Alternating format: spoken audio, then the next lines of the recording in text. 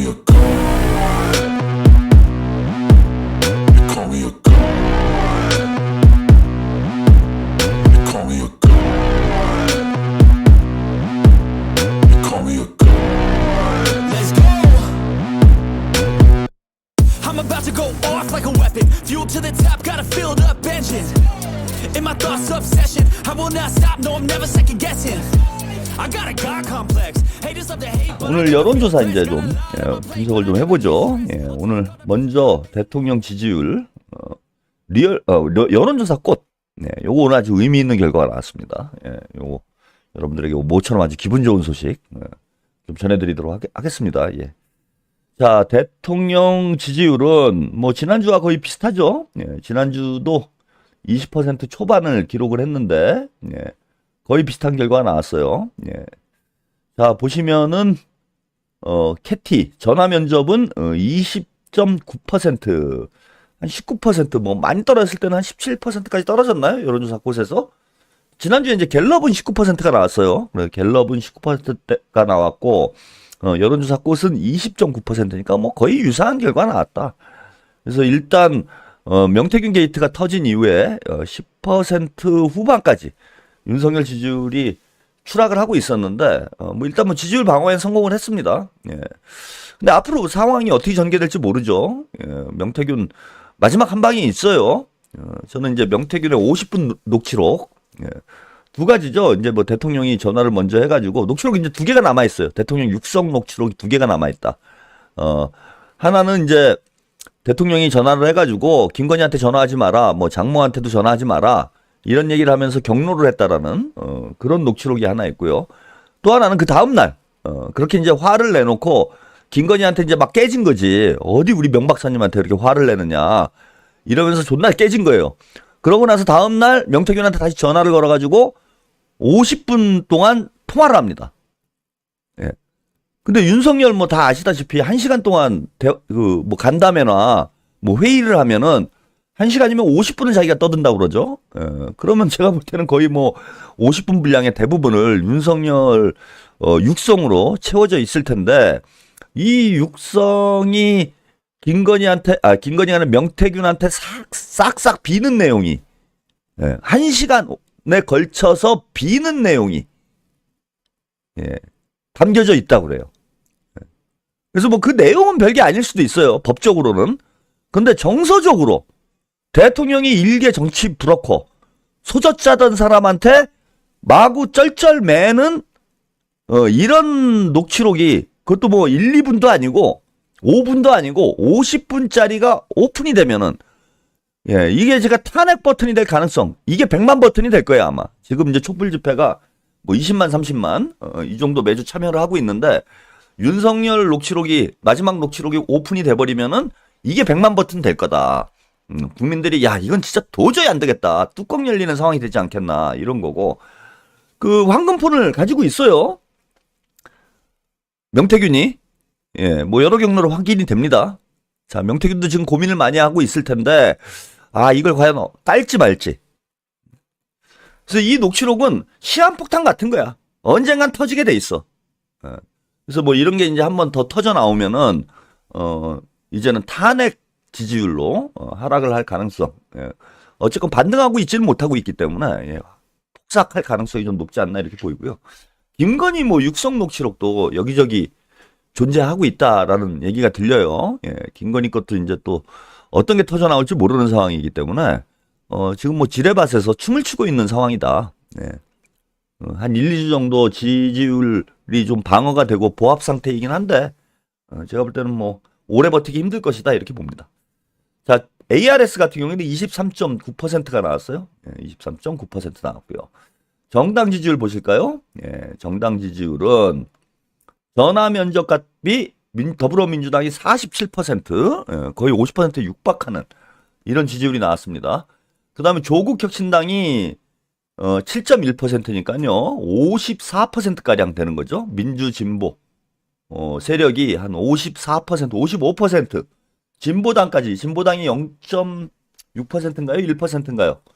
진보당까지 합치게 되면 한 55%가량 나오고 있으니까 예, 전화 면접에서 이 정도 나온다면 물론 뭐 여론조사 꽃이 민주진영에 좀 유리한 결과가 나오긴 하는데 예. 뭐 이건 역대급 지지율 고공행진이다. 그래서 제가 아까 11월 위기는 없었다 이런 말씀 드렸는데 예, 역대급 지지율 고공행진으로 볼 수 있을 것 같습니다. 그 ARS 같은 경우에는 53.2%로 민주당이 50%를 돌파를 했죠. 조국혁신당 8.9%, 예, 진보당 1.6% 이렇게 되니까 60%가 넘어가는 기록적인 지지율이 나오고 있습니다. 예. 그래서 뭐 여론조사 꽃 여기 우리 시청자 여러분도 여론조사 꽃을 못 믿어요. 뭐 이렇게 얘기하는데 저도 뭐 털태균이라고 그러잖아요. 예. 근데 뭐 진짜 뭐 이거 여론조사 데이터에 뭐 손을 대고 이런 짓을 하는 것 같지는 않고 예. 여론조사 꽃 같은 경우에는 이제 하우스 이펙트가 가장 크게 나타나는 이런 기관 중에 하나이고 민주진보 진영이 매우 적극적으로 민주진보 유권자들이 적극적으로 응답을 하는 그러한 여론조사이기 때문에 민주당이 이제 뭐 높게 상대적으로 좀 높게 나오는 뭐 이런 건 맞는데 이게 뭐 50%를 돌파를 했느니 마느니 뭐 이 정도는 아닐지라도 지금 다른 여론조사들 보면은 뭐 그 전화 면접 MBS나 갤럽 여론조사를 제외하면은 민주당 지지율이 지금 다 40% 후반대를 기록을 하고 있어요. 그래서 여론조사 꽃이 뭐 너무 과하게 나온다? 이렇게 볼 수 있는 지금 지지율은 아니야. 요게 이제 저기 리얼미터랑 비교해서 보시면은 여론조사 꽃이 과하지 않다라는 게 느껴질 겁니다. 예, 여기 보시면은 리얼미터도 이제 비슷하죠. 지난주에 조금 반등했다가 25.7%까지 대통령 지지율이 올라갔는데 25%로 소폭 하락을 했어요. 예, 그래서 22.3%까지 리얼미터에선 떨어졌다가 다소 반등했다가 다시 약보합세로 돌아서는 이런 상황이고요. 여기 정당 지지율 보시면은 민주당이 45.2%니까 전화 면접에서 전화 면접이 아니죠. ARS에서 45.2%니까 여론조사 털보다는 이제 많이 떨어져 있는 상황이긴 하지만 민주당 지지율이 40% 후반대, 50%에 육박하는 이런 지지율 기록을 하고 있고 조국혁신당까지 포함을 하면은 50%가 넘어가는 이런 지지율. 예, 그다음에 진보당도 1.7%가 나왔어요.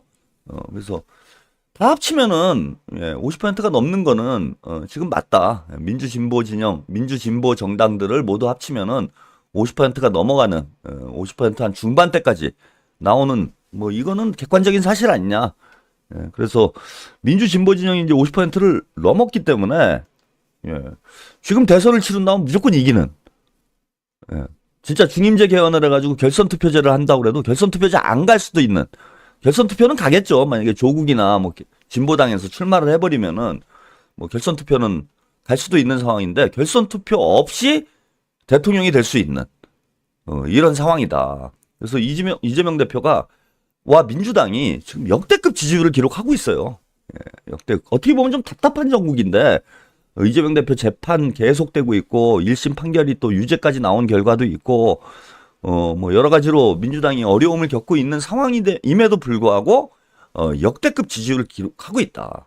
그래서 노래 돌멩이의 가사가 현실이 돼가고 있는 것 같아요. 그죠? 제가 아주 뭐 예언가입니다, 제가.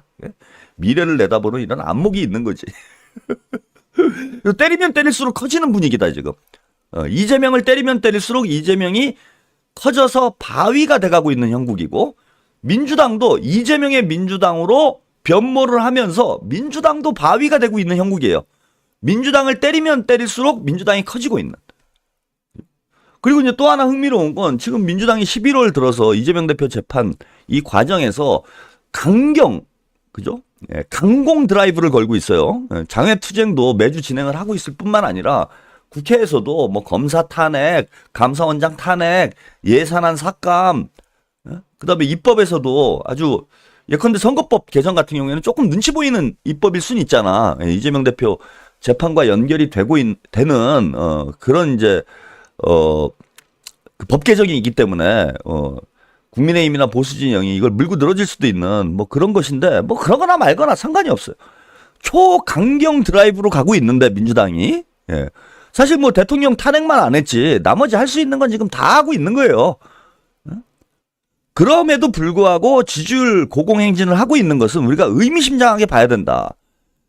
그 우원식 의장처럼 나와가지고 괜히 뭐 중재를 하느니 시간 끌고 고구마 민주당 만들면 안 된다. 그래서 강경의 강경으로, 예, 닭공으로 나가야 된다. 지금은 닭공으로 나가면은 정권 교체는 시간 문제다. 이렇게 보입니다. 자, 이재명 대표, 예, 차기 여론조사 털에서 차기 대권 주자, 예, 선호도 조사를 했어요. 예, 놀라운 결과가 나왔습니다. 자, 여론조사 털이기 때문에 우리가 너무 또 샴페인을 터뜨릴 만한 그런 상황은 아니에요. 예, 그런데 다자구도에서, 예, 이재명 대표 지지율이 무려 51.5%, 50%를 돌파했습니다. 제가 기억하건대는 대한민국 헌정사상 처음 있는 일로 제가 기억을 합니다. 그죠? 예, 민주진보 진영의 대선 후보가 다자구도에서 뭐 양자 대결은 그런 경우들이 있죠. 근데 다자구도에서 50%를 돌파한 여론조사는 제가 태어나서 처음 봅니다. 예. 그 이전엔 뭐 있었는지 모르겠는데 저는 아무튼 처음 봐요. 그리고 이건 대단히 드문 경우예요. 어느 나라 정치사를 놓고 봐도, 예, 대선이 아직 그 윤석열이 정상적으로 임기를 채운다면은 대선이 아직 뭐 2년이 넘게 남아있는 상황이에요. 윤석열의 임기 중반이야. 그런데 야당 대표가 지지율이 50%를 넘어간다? 물론 여론조사 꽃의 조사라는 건 여러분들이 뭐 좀 감안을 하셔야 돼요. 예. 다른 여론조사보다는 좀 높게 잡혔을 가능성은 있지. 그걸 감안을 하더라도 45% 이상이 나온다고 봐야 돼요, 지금. 그러니까 문재인, 노무현, 김대중 누구도 이런 지지율을 기록해 본 적이 없습니다. 단 한 번이라도. 그러니까 우리가 그동안 어떻게 했느냐. 대선을 하면은 후보 단일화, 야권 연대라는 걸 안 할 수가 없었어요. 단독으로 50%를 넘을 수가 없기 때문에 다 후보 단일화를 해야 돼. 그래서 대한민국 최초의 여야 정권 교체를 한 방식도 김대중 전 대통령이 자신을 죽이려고 했던 김종필과 울며 겨자 먹기로 DJP 연합을 해가지고 대통령이 된 거예요. 자기 죽이려는 사람하고 손을 잡은 거야. 쉽게 얘기를 하면은 이재명 대표가, 예, 다음 대선 때 한동훈하고 가발 연대를 한 상황. 그죠? 뭐 이런 상황으로 봐야 돼요. 한동훈과 DJP 연합은 이재명과 한동훈이 후보 단일화를 해가지고 한동훈이 총리를 하고 이재명이 대통령을 하는 상황하고 똑같은 상황이야. 여러분 이게 상상이나 돼요? 그래서 그때도 말은 많았어요. DJP 연합을 할 때 그 김대중 대통령이 노욕이다. 그때 뭐 연세가 아주 뭐 많으실 때 대통령 출마를 해가지고 대통령이 됐기 때문에 야 이제는 이제 대통령병에 걸려가지고 그때 그런 욕 많이 했습니다. 진보 진영 내에서도 대통령병에 걸려가지고 자기를 죽이려고 했던 김종필이랑 손을 잡고 저러는구나. 추하다. 그리고 김종필이 어떻게 총리를 시키냐. 그리고 정권 교체하면 뭐하냐. 별별 얘기들이 다 있었습니다. 근데 그런 내부의 비난을 뚫고 결단을 해가지고 김종필과 손을 잡고, 예, 물론 나중에 이제 토사구팽했어요. 그냥 싹 쳐냈어. 김대중 대통령이 처음으로 정권 교체를 이뤄냈고, 그 뒤로는 이제 민주당이 집권하는 시대가 열린 거지. 노무현 대통령도 마찬가지였잖아요. 예. 정몽준하고 후보 단일화를 했다. 뭐 나중에 깨지긴 했지만은, 그래서 사실상 정몽준이 안 나와버렸기 때문에, 후보를 출마를 안 했기 때문에 그나마 승리할 수 있었고, 문재인 대통령은 이제 단독으로 집권한 것처럼 보이지만은, 그때는 보수 진영이 분열을 했기 때문에 후보 단일화를 안 해도 된 상황이었어요. 보수 진영이 분열을 안 했으면은 안철수하고 후보 단일화를 했었어야 됩니다. 40%, 42%인가 득표를 했죠? 42% 가지고는 대통령이 안 되잖아. 근데 이재명 대표는 지난 대선 때도요, 그 어려운 상황에 후보 단일화도 실패를 했고, 오히려 국민의힘이 윤석열이 안철수하고 손을 잡았고, 심상정과 이재명의 후보 단일화를 실패를 했고 이런 상황에서도 47%가 넘는 득표를 했는데 역대 최고 득표율입니다. 후보 단일화를 하지 않고 최대 득표를 한 상황이고 후보 단일화 한 경우를 포함해도 지금 최다 득표를 한 거죠. 지난 대선에도 하여튼 놀라운 결과가 나왔던 건데 비록 지긴 졌지만은 0.73%의 정말 간발의 차이로 졌잖아요. 지긴 졌지만은 단독으로 민주당의 단독 집권이 가능하다라는 걸 보여준 의미 있는 대선이었어요. 심상정 안철수하고 손 안 잡고도 과반에 육박하는 지지율. 그리고 심지어는 윤석열과 안철수가 후보 단일화를 했음에도 불구하고 보수 진영 후보 단일화가 이루어졌음에도 불구하고 불과 0.73%로 졌다라는 건 대한민국 헌정사에 처음 있는 일이었습니다. 근데 지금은 그걸 넘어서서 과반을 지금 넘어간 거예요. 50%를 넘어갔습니다. 이거 대단한 거예요. 자, 뭐 이런 지지율이 계속 유지가 될런지는 제가 잘 모르겠는데 이런 상황이면은 이재명 대표는 굳이 후보 단일화를 안 하고 집권을 할 수 있습니다. 조국이 됐건 누가 됐건 후보 단일화 없이 대통령이 될 수 있는 상황이 됐다라는 거예요. 그게 뭐 중요하냐 이렇게 생각하실 수 있는 분도 있는데 그게 매우 중요합니다. 왜? 그동안 야권 연대를 하고 후보 단일화를 하고 이러면은 자기 정치 충분하게 자기 색깔을 집권을 하더라도 보여줄 수가 없어요. 보여줄 수가 없습니다. 그러다 보니까 죽도 밥도 아닌 고구마 닭이 돼버리는 거예요. 고구마 집권이 되는 거야.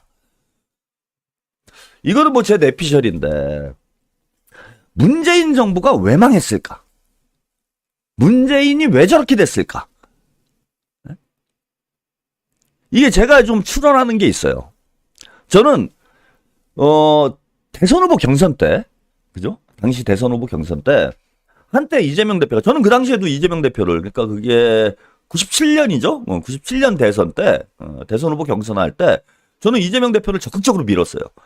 제가 진보당 쪽에 있었던 사람임에도 불구하고 저는 당시에 제가 이제 국민 경선에 허점을 명태균보다 먼저 파악한 사람이에요, 제가.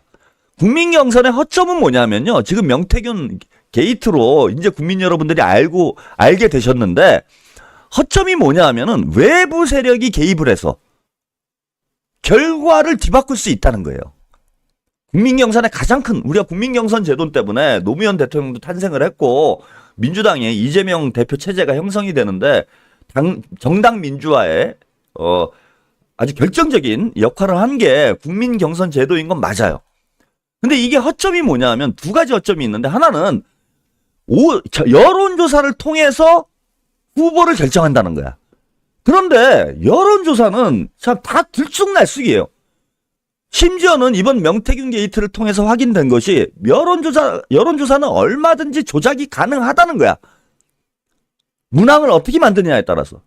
심지어 뭐 명태균은 아예 가라로 만들어 버렸잖아.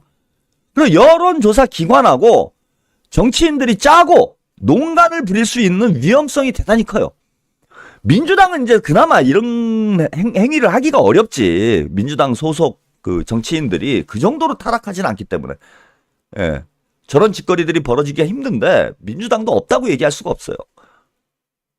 특히 호남 지역 같은 경우에 제가 알기로는 심각한 수준, 국민의힘을 비난만은 할 수 없는 그런 일들이 지난 총선 이전에는 저는 있었다고 들었습니다.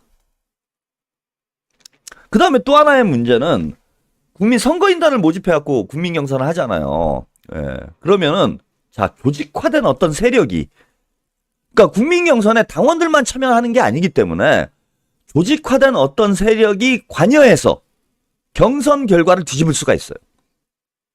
그 허점을 가장 먼저 간파한 사람이 접니다. 그리고 당시에 제가 주장했던 건 뭐냐면 진보당이 그때 이제 해산을 당했죠. 해산을 당하고 거의 진보 정당이 와해돼 있는 그런 수준의 상황이었는데 어차피 진보 진영은 이번 대선에서 출마를 해서 대선 후보를 내기가 어렵다. 당시에 이제 대선 때 제가 주장했던 내용입니다. 뭐 SNS 이런 거 찾아보시면 나올 거예요, 아마. 근데 이재명이 민주당에서 가장 진보적인 성향의 대선 후보 아니냐. 그리고 한때 여론조사에서 이재명 대표가 박근혜 막 탄핵을 가장 먼저 앞장서서 주장을 하고 이러지 않았습니까? 성남시장으로서. 이재명 대표 지지율이 1위를 차지하는 상황도 있었어요. 그러면은 전략적으로 진보 세력은 민주당 어차피 지금 진보 후보가 출마를 할 수도 없을 뿐더러 출마를 하더라도 진짜 당선 가능성이 거의 없는 상황이니 이재명과 전략적 연대를 해라. 그래서 민주당 대선 후보 경선에 그건 불법은 아니에요. 다른 정당 사람이 대선 후보 경선에 선거인단으로 참여한다고 해서 불법이 아닙니다. 그래서 진보당 당원들과 민주노총 등 진보 세력들이 민주당 경선에 적극적으로 참여해서 국민 참여 경선인단으로 들어가서 이재명에게 투표를 하자. 그러면은 경선 결과 이재명이 대통령이 될 수도 있다. 대선 후보가 될 수도 있다. 그리고 보수 진영이 분열이 돼 있기 때문에 이재명이 대선 후보가 되면은 대통령이 되는 거는 시간 문제다. 뭐 이런 주장을 했다가 제가 양쪽으로 다 욕을 먹었습니다.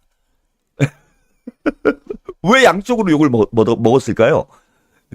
진보 세력에서 뭐 당연히 욕을 하죠. 왜 진보 세력이 이재명을 미느냐, 민주당 대선 후보를 미느냐. 예, 그래가지고 욕을 쳐먹고 민주당 분들한테는 야 그거는 불법 아니야? 불법은 아니에요. 그거는 그 민주당의 외부 세력이 개입하는 거 아니냐? 아니 근데 제도가 그렇게 돼 있잖아. 그게 불만이면은 그런 제도적 장치를 만들었어야지. 그래서 지난 대선 때도 제가 그런 방식으로 이재명 대표를 지지를 했다가 뭐 여기저기 욕만 쳐먹고 결국 그냥 민주당으로 와버렸습니다. 어차피 나는 이재명 대통령 되는 꼴을 봐야 되겠다. 예, 근데 진보당은 뭐 지금 지리멸멸하니 나는 그냥 민주당 가갖고 이재명 대통령 만들겠다. 뭐 이러고 이제 민주당으로 온 거예요, 제가. 그런데 제가 좀 길게 말씀을 좀 드렸지만은 당시에 호남 경선이 분수령이었는데 저는 호남에서 뒤집어지지 않을까 이렇게 생각을 했어요. 그 노무현 대통령 그 대선 후보 경선 때도 광주에서 바람이 불면서 노풍이 휩쓸고 대선 후보가 됐잖아. 근데 호남 유권자들이 전통적으로 진보 성향이 강한 후보를 선호해 왔다고. 근데 누가 봐도 당시에 문재인, 안희정, 이재명 중에 이재명이 가장 진보 성향이 강했어. 그래서 제가 호남 유권자들이 이재명을 밀 거다라고 저는 확신을 했어요. 여기에 이제 뭐 진보 세력이 관여를 하면은 대선 결과를 바꿀 수 있다. 경선 결과를. 저는 이런 판단을 해가지고 뭐 이재명 대표를 지지를 했었는데 당시 호남에서 의회 결과가 나왔죠. 예. 문재인이 이제 압도적으로 이겼어. 근데 그게 좀 저는 이상했다. 이상한 이유가 뭐였냐면 왜 그런 결과가 나왔다고 보냐면은 이낙연과 손을 잡은 거 아닌가. 이낙연, 정세균 등 호남 토 세력들, 토착 세력들과 문재인이 당시에 손을 잡았다. 이재명에게 호남에서 역정되는 걸 막기 위해서 이낙연과 정세균 등 호남의 토 세력들과 손을 잡았고 그렇게 되면서 사실상 분권형 대통령제가 된 거예요.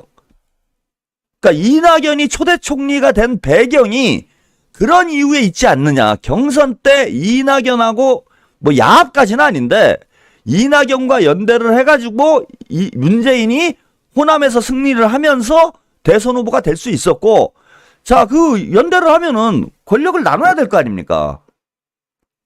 그래서 이낙연에게 초대 총리를 시킬 수밖에 없었고 자, 내치는 사실상 이낙연이 가져가면서 국내 정치가 개판이 돼버린 거예요.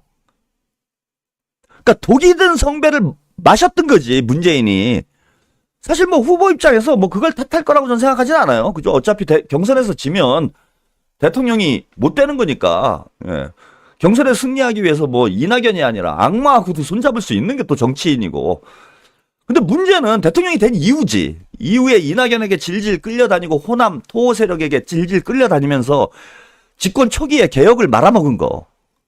이게 치명적이지 않았습니까? 제가 뭐 대선 후보 경선 때 얘기까지 좀 말씀을 드렸는데 이런 문제가 발생을 한다라는 거예요. 단독 집권을 못하게 되면은 누군가 손을 잡으면은 그 사람에게 권력을 나눠줘야 돼. 저는 조국과 조국혁신당이 기대하고 있는 것도 그런 거라고 보거든요. 본인들이 조국이 대통령 되지 못한다라는 걸 조국이 모르겠습니까? 조국혁신당이 집권당이 당장 될 수 없다라는 거 모르겠어요? 그런데도 저렇게 난리를 치고 있는 이유가 뭐냐? 자, 몸값 불려가지고 몸집 불려가지고 대선 때 공동정부 만들겠다 뭐 이런 계산인 거예요. 공동정부. 조국 이재명 공동정부를 만들겠다. 만약에 조국 지지율이 뭐 10% 막 이렇게 나와버리면 공동정부 안 할 수가 없지. 10%가 나와버리면 이거 후보 단일화를 못하면 지잖아. 근데 후보 단일화 하는데 그냥 꽁으로 합니까? 공짜로 해줘요? 선의로 해? 아름다운 단일화? 웃기는 소리입니다. 지분을 요구하겠지 이제 조국혁신당에서도. 그럼 뭐 총리를 달라는 둥, 장관 몇 개를 달라는 둥. 제가 지난 대선 때 심상정하고 단일화가 깨진 얘기를 얼핏 들었는데, 예, 심상정이 얼토당토하는 요구를 했다고 그래요. 저는 이제 당시에 그런 소리를 했어. 대선 때 심상정하고 후보 단일화 해야 된다. 안 하면 진다. 너무 아주 근소한 차이로 선거를 하고 있는 상황에 안철수까지 후보 단일화가 윤석열하고 됐기 때문에 어떻게든 심상정하고 후보 단일화 해야 된다라는 게 제 입장이었는데, 장관 한 2개 정도, 뭐 여성가족부나 그쪽에 관심이 많잖아. 젠더 이슈에 뭐 노동부나, 예? 이런 거를 그냥 저기 뭐 부담도 되고 하니 정의당 쪽에 주고 장관 2개 정도 주고 그리고 후보 단일화 해서 일단 대선에 이기는 게 중요하지 않냐. 응? 이런 주장을 했었어요. 그런데 나중에 뭐 얘기를 들어보니까 심상정이 아주 뭐 얼토당토한 요구를 했다고 그래. 그래? 솔직히 장관 2개도 제가 볼 때는 과하게 주는 거야. 근데 뭐 그보다 뭐 하여튼 상당히 많은 숫자를 뭘 요구를 했다라는 얘기를 제가 얼핏 들었습니다. 그러니까 이렇게 될 수밖에 없어요.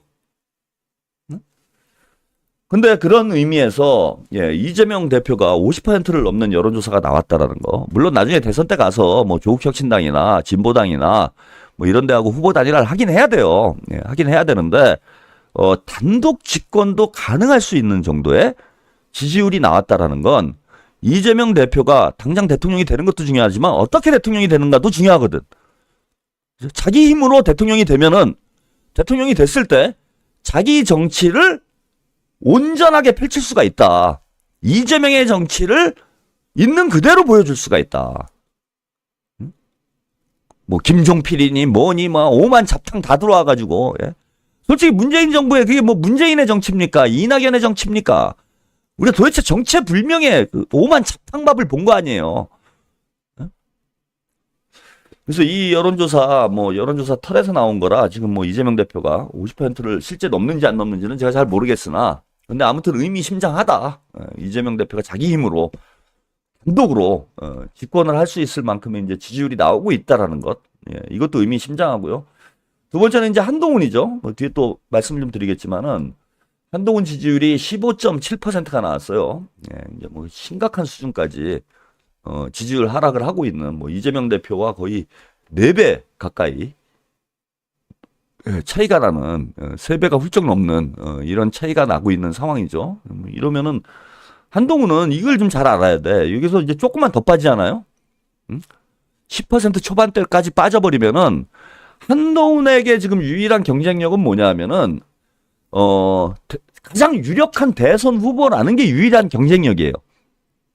그러니까 보수 유권자들의 심리는 강약 약강이야. 예? 이게 우리 대한민국 보수들의 심리입니다. 강자한테 약하고 약자한테 강한 거예요. 그리고 될 놈 밀어준다. 이기는 편 우리 편이 보수의 정치적 심리 상태로 보시면 돼. 그래서 이기는 후보, 이길 가능성이 높은 후보의 표가 쏠리는 밴드웨곤 효과가 보수 유권자들에게는 대단히 강하게 나타납니다. 제가 뭐 누차 말씀드리지만 민주당은 이념지향적, 진보 유권자들은 이념지향적이에요. 그래서 이 사람이 지지율이 높게 나오건 적게 나오건 간에 이 사람의 이념, 성향이, 정치적 성향이 나하고 얼마나 일치되는가에 따라서 지지 성향이 바뀌어요. 근데 보수에 가까울수록 자, 강한 사람을 지지하는 경향이 있습니다. 그건 왜 그러느냐? 이익지향적 경향이 강하기 때문이에요. 이거는 뭐 얼마 전에 매불쇼에 유시민 작가가 나와서도 뭐 비슷한 분석을 하는데 저하고 그죠? 왜 보수 진영에서 이제 명태균과 같은 사람이 나올 수 있는지 그걸 설명하는데 뭐 제가 주장하는 이론하고 비슷한 맥락에서 설명을 하더라고요. 자, 이익을 추구하기 위해 도덕성보다 이익이 더 중요해. 근데 진보는 이익보다 도덕성이 더 중요해요. 이념 지향적이기 때문에 그래요, 그거는. 즉, 가치가 이익보다 더 중요하다는 거야, 이윤보다. 응? 가치를 더 중시 여기는 경향이 있고, 보수 유권자들은 이윤을 더 중시 여기는 경향이 있어요. 그래서 보수 유권자들은 될 놈에게 붙는다. 센 놈에게 붙는다. 그래서 본질적으로 보면은 대한민국에는 보수주의자가 없는 거예요. 보수주의도 하나의 이념적 가치야. 보수가 내포하고 있는 여러 가지 이념적 가치들이 있습니다. 뭐 자유주의랄지, 그죠? 뭐 경쟁주의랄지, 뭐 이런 이념적 가치들이 있어. 근데 우리나라 보수 유권자들은 이런 이념적 가치가 중요하지 않아요. 아, 이 새끼가 센 놈이야? 그럼 일로부터 와! 한마디로 기회주의로 봐야 돼요. 대한민국은 보수주의가 아니라 기회주의다. 그래서 힘센 자에게 붙는 노예근성, 거지근성이라고 봐야 됩니다. 절대 보수주의가 아니에요. 노예근성이라고 보는 것이 저는 더 적절하다라고 봅니다.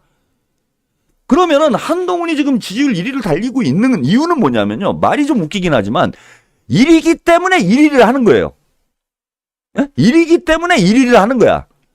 그런데 2위하고의 격차가 좁혀지고 즉 오세훈과 아직은 이제 오세훈보다는 한 2배가량 앞서는 결과예요. 오세훈이 6.5%니까 한동훈 15.7% 아직은 격차가 있죠. 근데 오세훈이 요게 이제 명태균이 해주는 역할이에요. 명태균이 과거에 했던 역할이죠. 여론조사를 몇 개 조작을 해가지고 오세훈을 6.9%니까 한 2, 3% 올려줘. 두 자리를 만들어줘요. 오세훈을 한 10%를 만들어주는 겁니다. 그 다음에 한동훈을 3% 정도로 끌어내려요. 그러면은 12%가 되죠. 10%와 12%가 되면은 보수 유권자들은 대혼란이 옵니다. 비슷하니까 둘이. 한 놈이 압도적으로 세면은 글로 다 몰려가면 돼. 그냥 한동훈 밀어주면 돼. 그런데 둘이 비슷해지잖아. 그럼 이거 어떻게 해야 되지? 누가 지금 이길까? 누가 강자인가? 이게 헷갈리잖아. 그래서 눈치 싹 보는 단계에 들어갑니다. 그렇게 눈치 보다가 한동훈이 쳐맞는다. 아니면 오세훈이 쳐맞는다. 그러면 한쪽으로 또 싹 몰리는 거예요. 이거를 뭐 변희재 대표는 이제 개돼지 근성이다. 또 이렇게도 표현하죠. 사료 던져주면 글로 가는 거야, 그냥. 오세훈이 이길 것 같으면 오세훈으로 확 쏠려버려요.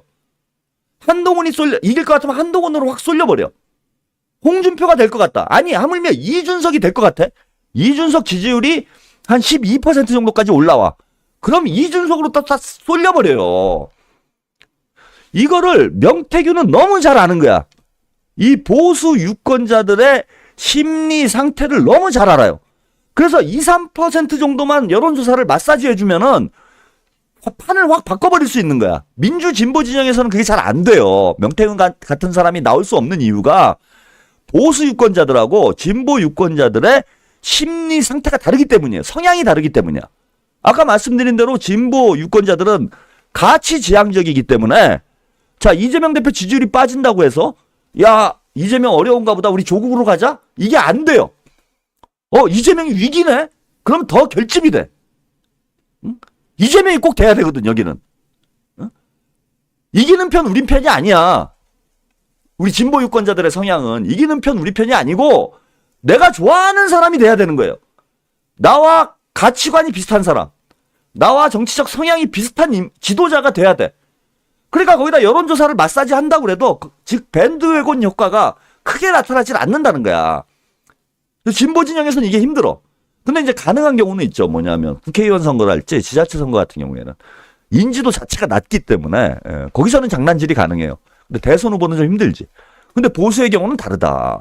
이기는 쪽으로 쏠리는 경향이 진보 유권자에 비해 상당히 강하게 나타나기 때문에 한동훈이 지금 15%대까지 떨어졌다는 얘기는 급격히 지지율이 추락할 위험성이 있는 그런 단계에 접어들었다.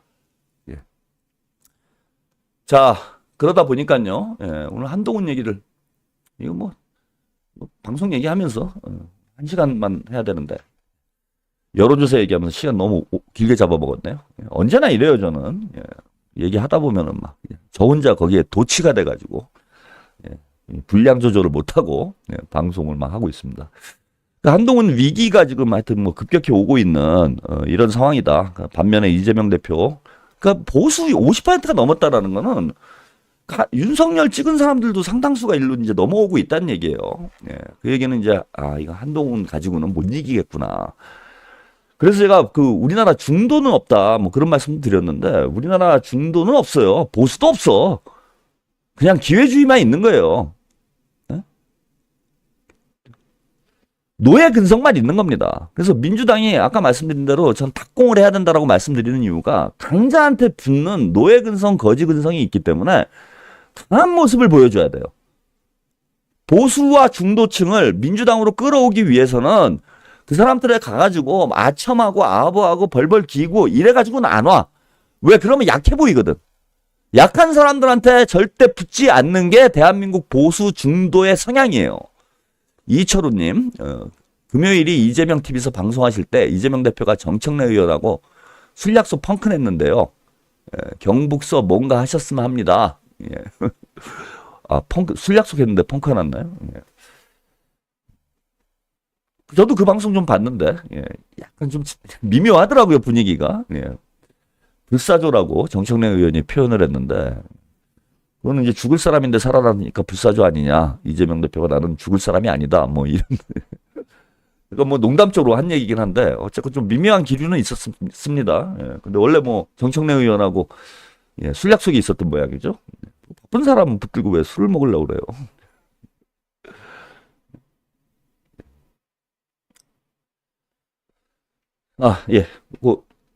계속, 그래서, 그 얘기 말씀드리다가, 그 강하게 밀어붙여야 된다. 그래야 끌려오는 거예요. 끌려오는 거야. 더 세게 해야 됩니다. 이재명이 세 보여.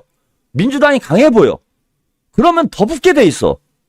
지금 민주당이 강공으로 나가면서 이재명 대표나 민주당 지지율이 상승하는 이유가 저는 거기 있다고 봐요. 지금 1심 판결 나오고, 뭐 여러 가지로 뭐 사법 리스크가 극대화되는 시기였음에도 불구하고, 민주당과 이재명 대표의 지지율이 오히려 상승하는 이유가 뭐냐.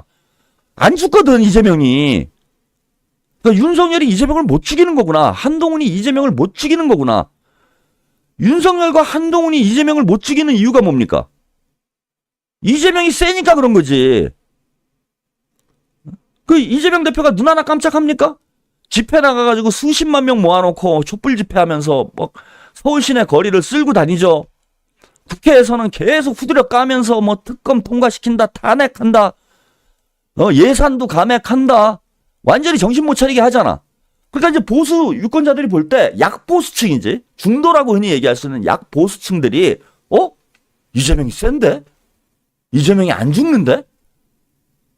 자, 그러면 어떻게 해야 됩니까? 이기는 쪽으로 붙는 거예요. 이기는 편이 우리 편인 거야. 센 놈이 우리 편이라니까?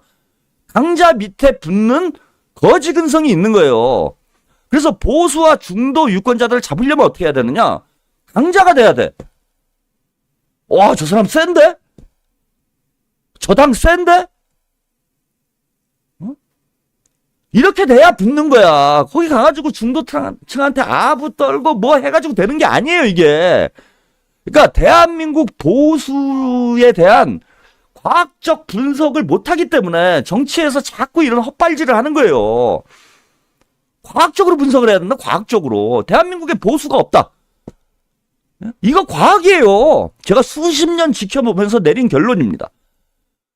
대한민국에 보수는 없어요. 노예가 있을 뿐이야. 노예가 주인 말을 따르는 이유가 뭡니까, 여러분? 우리 주인님이 너무 훌륭하셔가지고? 주인님 인품이 너무 뛰어나서? 노예가, 생각해보세요. 주인 하나에 노예가 수천 명이야, 옛날에. 그 수천 명의 노예가 들고 일어나가지고 엎어버리면 그냥 다 죽는 거예요. 그죠? 근데 그걸 못하잖아. 그게 노예 근성이 들어차 있기 때문에 못하거든. 근데 그 노예 근성의 뿌리는 두 가지인데, 딱 두 가지가 있습니다. 하나는 뭐냐? 센 거야. 내가 개기면 죽는다. 실제로 그런 공포감을 줍니다. 그죠? 노예주들이 공포감을 주잖아. 막 그 옛날에 흑인 노예들 막 다루는 거 보면은요, 막 채찍으로 때리고, 막 총으로 쏴 죽이고, 막 잔인하게 막 그걸 다루잖아. 공포감을 주는 거야. 난 니들보다 센 존재야. 까불면 죽어. 이런 게 하나 있고요. 또 하나는 이제 그 사료 던져주는 거지. 사료. 개사료, 돼지사료 막 이런 거 주는 거예요. 이 두 가지 이유 때문에 노예가 노예주보다 압도적 다수임에도 불구하고 노예제 사회가 지탱이 되는 거예요. 솔직히 지금도 마찬가지야. 아니, 서민이 많습니까? 부자가 많습니까? 대한민국의 99.99%는 서민이에요. 예? 1%야. 연봉 1억 넘어가는 사람이 1%에 1%. 그러면 선거를 하면은 무조건 민주당이 이겨야 돼. 이재명이 99%가 나오고 국민의힘이 1%가 나와야 돼요. 이런 걸 흔히 계급 투표라고 합니다. 자신의 계급적 처지에 맞게 투표를 하는 거죠. 그러니까 노동자는 민주당을 찍든지 진보당을 찍든지 뭐 정의당을 찍든지 이래야 되는 거야, 노동자는. 근데 대한민국이 노동자가 3천만이 넘는데 3천만 노동자들이 다 민주당 찍습니까? 이재명 찍어요?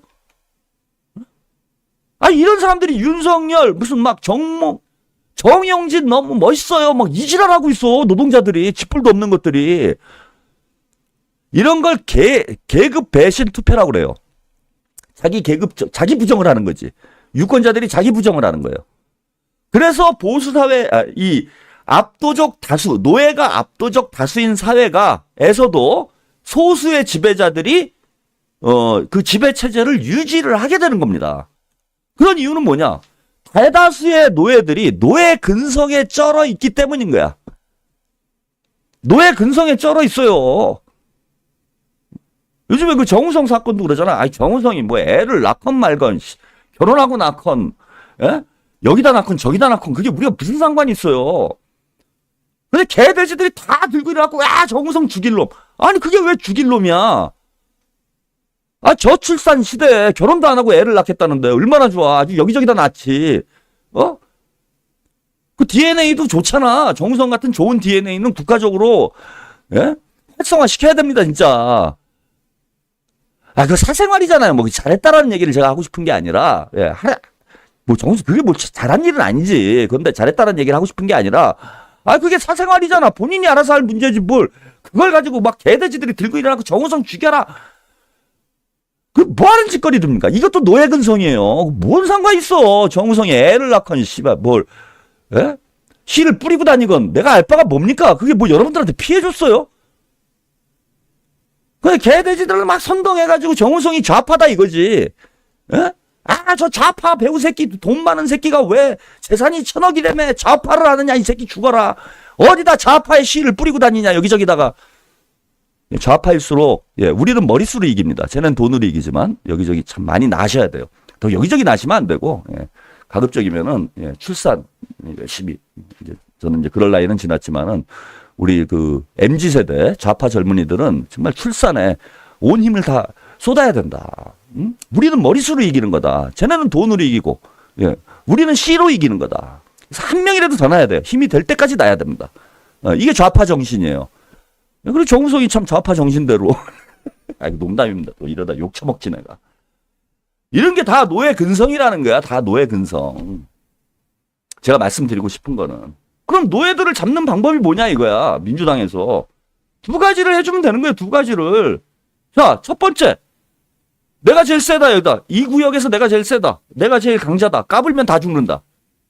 이재명이 제일 세다. 이재명은 뭐 피닉제다. 피닉제는 이인재죠. 이재명 피닉명이다. 안 죽는다 절대. 사법 리스크 족가라. 이재명을 죽일 수는 없다. 이재명은 때리면 때릴수록 커지는 바위다. 이런 홍보를 해야 돼 여러분들이. 이런 구전 마케팅을 해야 되는 거예요. 여기저기다 썰을 풀고 다녀야 돼. 약자로 찍히면은 거들떠도 안 봅니다. 그래서 민주당이 강하다. 이재명이 강하다라는 걸 하나 보여줘야 된다. 그 다음에 두 번째는 사료를 줘야지. 예? 사료를 줘야 된다. 이제 표현이 좀 거칠긴 하지만은, 민생 정책을 좀 잘 하자. 뭐 민생지원금 25만 원이랄지 이런 거 좋아요. 서민들에게 계속 먹거리를 던져줘야지. 그래서 자기가 어떤 투표를 하는 게 자기에게 이득이 되는지 이걸 체감할 수 있는 정책들을 펼쳐야 됩니다. 그래서 강한 민주당, 그 다음에 민생 중심의 민주당. 이 두 가지를 가면 되는 거예요. 너무 쉽잖아. 아니, 그냥 괜히 센 척을 하라니까. 괜히. 이재명 대표도, 김민석 의원도 그렇고, 최고위원도 그냥 막 질러. 그래야 돼요. 이 판은. 이 동네는 원래 그런 동네예요. 아, 세게 나가야 돼, 무조건. 아, 저도 그러잖아. 괜히 센 척 하는 거 아니에요. 방송 컨셉이에요. 저를 그 오프라인에서 실물 보신 분들 있지만 제가 대단히 젠틀합니다. 깜짝 놀래요. 우리 시청자분들이 가끔 이제 오프라인 모임도 하고, 길거리에서 이제 뵐 때도 있고 이러는데, 저 보시면 깜짝 놀랍니다. 야, 저 편 너무 젠틀하다. 진짜 신사다. 아주 진짜 신사예요. 근데 왜 방송을 이렇게 하느냐. 이게 세야 되거든. 내가 막 꺼져 막 이런 거 하는 거야. 꺼지라 그러면 더 와. 사람이 심리가 그래. 제가 고수예요. 방송 제가 커리어가 몇 년인데 이게 방송 컨셉인 겁니다. 제가 참 진짜로 실물 보시면 이제 깜짝 놀래. 세상에 저런 진짜 성인 군자가 다 있나 뭐 이런 정도로 보시면 됩니다. 저를. 여러분들 몰라서 그래요. 근데 이게 방송용인 거야. 방송용. 나 막 센 척하고 이래야 막 오거든. 야, 꺼져! 그럼 괜히 또 오고 싶어, 사람 심리가. 야, 롯봉기로 가! 그러면은, 롯봉기 가면 안 될 것 같고, 막, 그런 걸 내가 밀당을 잘하는 거야, 밀당을, 여러분들하고. 그러니까 민주당도, 저는 이제 시청자들하고 밀당하는 거고, 민주당, 이게 컨셉이잖아, 컨셉. 이재명 대표나 민주당도, 이거 이제 컨셉, 밀당을 잘해야 된다. 무조건 설설 뒤면 안 돼요. 아니, 하물며 연애를 해도 그렇잖아. 연애를 해도 가고 사랑합니다. 제발 저를 사랑해 주세요. 너무너무 사랑합니다. 제발 막 이러면 스토커 돼. 그러면 스토커 되는 거예요. 괜히 센 척하고 말이야. 다들 한 번씩 해봤잖아. 연애할 때 다 그러잖아요. 아니, 하물며 연애도 밀당을 하는데 정치는 더 해야지. 자, 한동훈 얘기까지 보내드려야 되는데. 여론조사 얘기하다가. 그래도 뭐 재밌는 얘기를 많이 했죠. 얘기하다가 오늘 독설 데이트는 그냥 여기서 마쳐야 될 것 같습니다. 벌써 이제 1시간이 훌쩍 넘어갔네요. 훌쩍은 아니고 한 10분 정도 넘어갔습니다. 오늘 일단 뭐 저기 독설 나이트 때 또 할 거니까요. 뭐 그때 하면 되지 뭐. 자, 오랜만에 여론조사 분석 제가 좀 심도 깊게 해드렸고 지금 잘 가고 있다 민주당. 여러분 걱정하지 마시라. 이대명이다. 이대로 대통령은 이재명이다. 이재명이 50% 넘어간 의미를 또 한번 자세하게 분석을 해드렸습니다. 자, 데이트는 여기까지 보내드리고요. 저는 10시 30분에 여러분 다시 찾아뵙겠습니다. 자, 다시 만나요.